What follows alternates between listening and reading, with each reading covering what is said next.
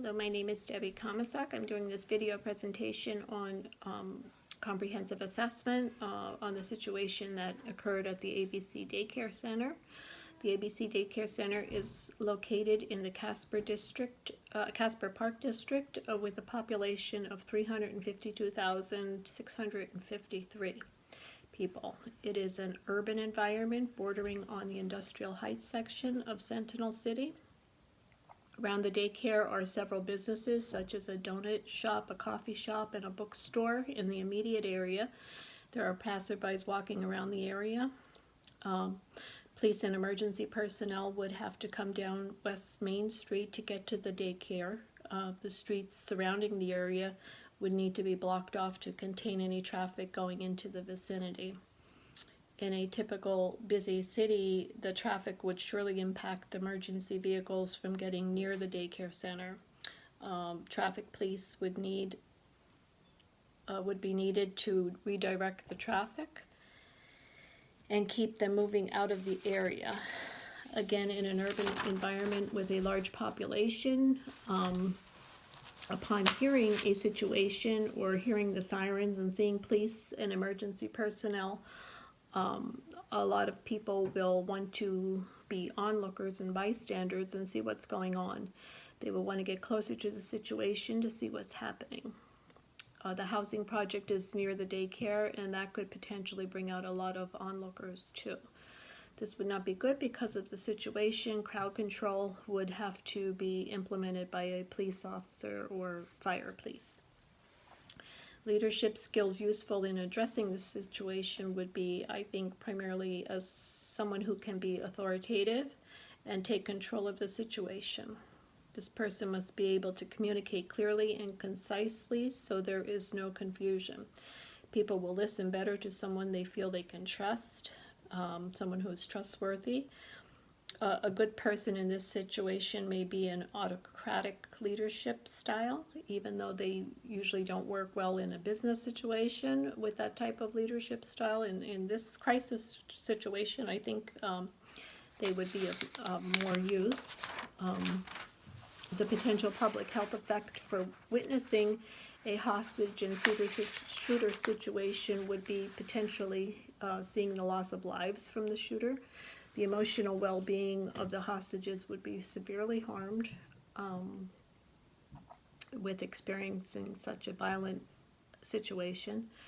The risk is also present to the bystanders, which would surely be around the scene even though they knew it was an unsafe area. The emergency response team would be made up of the following individuals: police officers. They will move quickly to the scene and of the threat and take immediate action to stop the ongoing threat. If they need to, they will use force, and if it is justified, they will use deadly force. Specialized units such as specialized weapons and tactics, commonly known as SWAT, will be deployed. SWAT's role is to intervene and resolve critical incidents threatening the public safety. Their expertise and training supersedes that of law enforcement and investigative units. The FBI would be there, also called the Federal Bureau of Investigation. They will have a dedicated unit called the Hostage Rescue Team, or HRT, which is a dedicated FBI SWAT team dedicated to deal with counterterrorism scenarios. The ATF, or Alcohol, Tobacco, and Firearms Unit, would most likely be there at this hostage situation. They are a law enforcement agency dedicated to protect communities from violent crimes.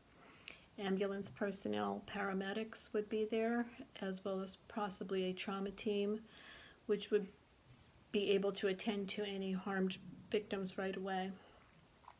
Also imperative would be a hostage negotiator, which is now called a crisis negotiator, and they would be part of the SWAT team. The 5 rights of delegation can be described as needing a delegator and another, or many in this case, people that are delegatees.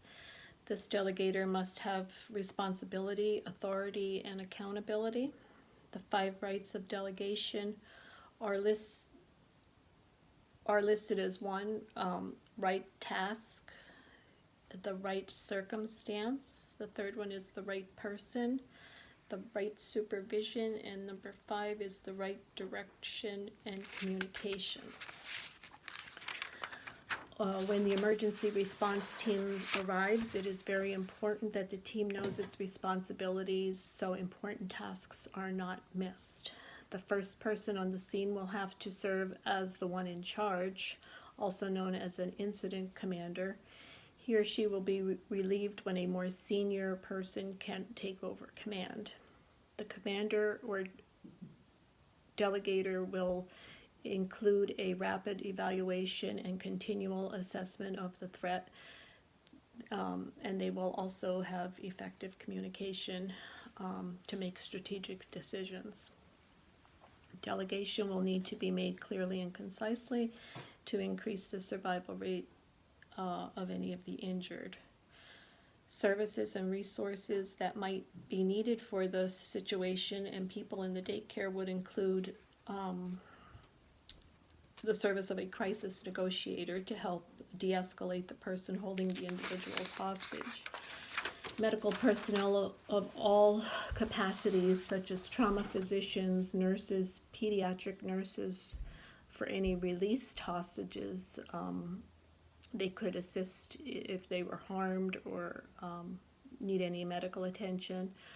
A crisis counselor would be needed for any released hostages, and a chaplain or someone of faith could be used to counsel and help people around the situation and also in the daycare.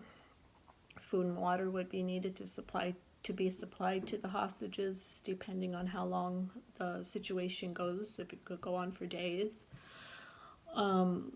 Also, nourishment would be needed for the emergency responders. The family would have to be addressed in a calm, concise manner, understanding their terror by knowing their loved one is in the building. They will probably need to be restrained from not wanting to run into the daycare and put themselves in harm's way. The media needs to be given clear, concise facts of what is known, so not to embellish the situation or make it any worse than it is, and perhaps make the public more scared than they need to be, which happens sometimes in the media. So we would let the media already know the facts. The media will also be told what the people of the community need to do to help, and also instructed to keep out of the way of all the emergency responders.